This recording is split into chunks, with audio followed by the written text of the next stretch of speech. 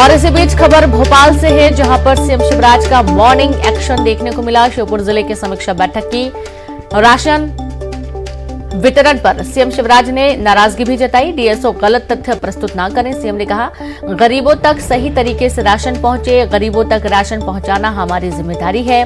DSO को अभी suspend करता हूं। सीएम नाराज नजर आए, मॉर्निंग एक्शन में नजर आए। आप देखें कि जनता तक राशन पहुंच पा रहा है कि नहीं, हितग्राहियों तक। श्योपुर जिले की समीक्षा बैठक कर रहे थे। राशन वितरण पर सीएम शिवराज ने काफी नाराजगी जताई। डीएसओ को उन्होंने फटकार भी लगाई और सीएम ने यह भी कहा कि पहली जिम्मेदारी है कि गरीबों तक राशन पहुंचे, गरीबों तक सही तरीके से राशन पहुंचे। राशन पहुंचाना हमारी जिम्मेदारी है। डीएसओ को अभी सस्पेंड करता हूं। तो एक बार फिर से और चलिए सीधे रुक करेंगे ज्यादा जानकारी के साथ। संवाददाता जितेंद्र लाइव जुड़ गए हैं। जितेंद्र, एक बार फिर से मॉर्निंग एक्शन में नजर आ रहे हैं मुख्यमंत्री शिवराज सिंह चौहान।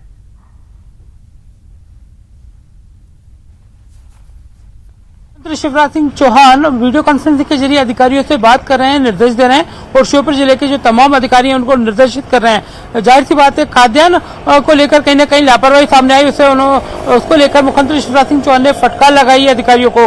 खाद्य विभाग से जुड़े अधिकारियों को कहा है कि वो उन्हें सस्पेंड तुरंत कर रहे हैं, क्योंकि अभी तक गरीबों को, हितग्राहियों को राशन नहीं पहुंच पा रहा है। कई सारी शिकायतें मिल रही थी। उन्होंने साफ तौर पर कलेक्टरों को हिदायत दी है कि अगर इस तरह से जो लापरवाही बरती जाएगी तो उसके सीधे जिम्मेदार कलेक्टर होंगे।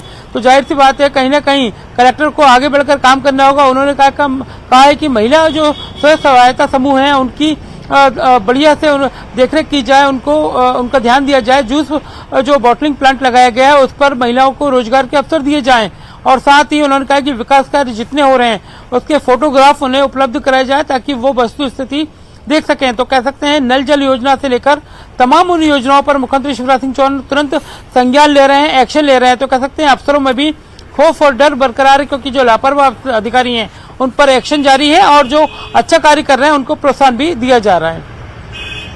जी बिल्कुल, उन्होंने काफी नाराजगी भरे लहजे में कहा कि डीएसओ को अभी सस्पेंड करता हूं।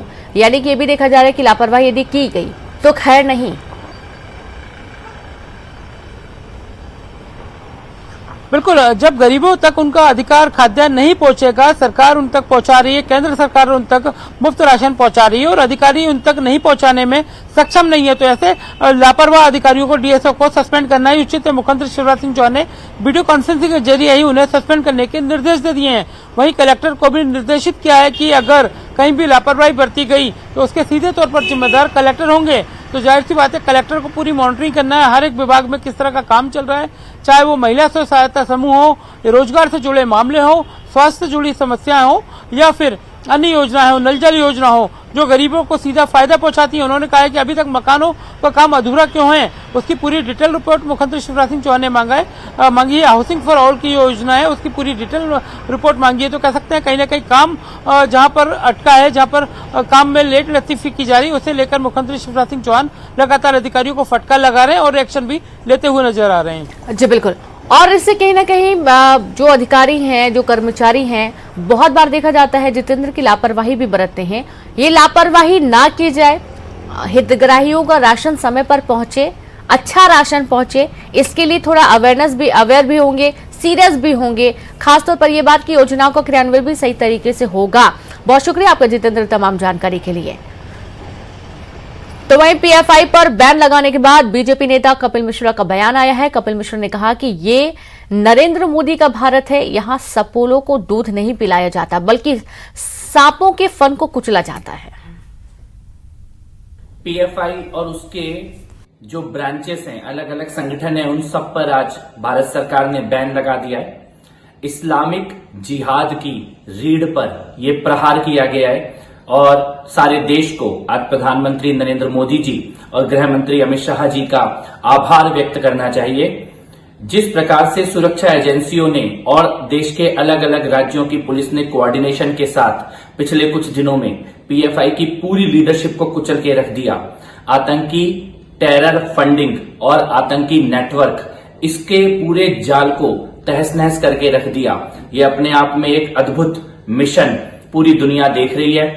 पीएफआई 2047 तक भारत को इस्लामिक राष्ट्र बनाने के मिशन पर काम कर रहा था। प्रधानमंत्री जी की हत्या की साजिश पीएफआई के लोगों ने रची।